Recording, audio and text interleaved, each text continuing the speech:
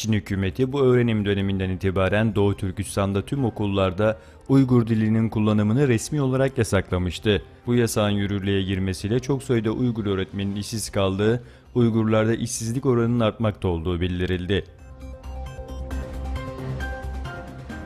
İşgalci Çin yönetimi son yıllarda Doğu Türkistan genelinde binlerce cami yıkıp yok ettikten sonra bu camileri eğlence merkezi ve Çinli işletmelerin fabrikalarına dönüştürmeye başladı. Hotan ilinin ilçe kasabasındaki bir camiyi Çin'in Sichuan eyaletindeki bir şirketin iç giyim fabrikasına dönüştürüldüğü ortaya çıktı. Rusya ve Çin Kuzey Kore yakınında tatbikata başladı. Pyongyang yönetiminin nükleer denemeleri sürdürdüğü ve Birleşmiş Milletler Genel Toplantısına gözlerin çevrildiği bir dönemde Rusya ve Çin Ortak Deniz 2017 donanma tatbikatının ikinci safhasına bugün Kuzey Kore yakınında başladı.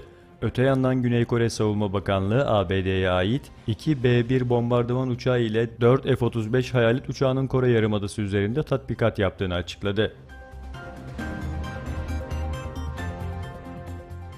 Katar'daki Uluslararası Hamet Limanı'nı Şangay ile Akdeniz Havzası ülkelerinin limanlarına bağlayacak 2 yeni deniz yolu hattının açıldığı bildirildi.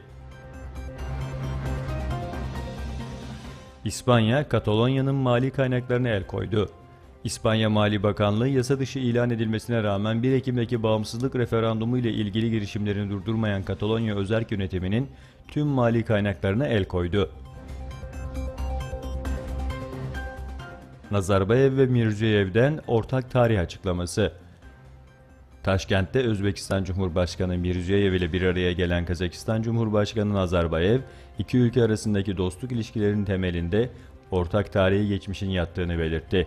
Mirziyoyev, bizler dili, dini, tarihi ve kültürü bir halklarız dedi.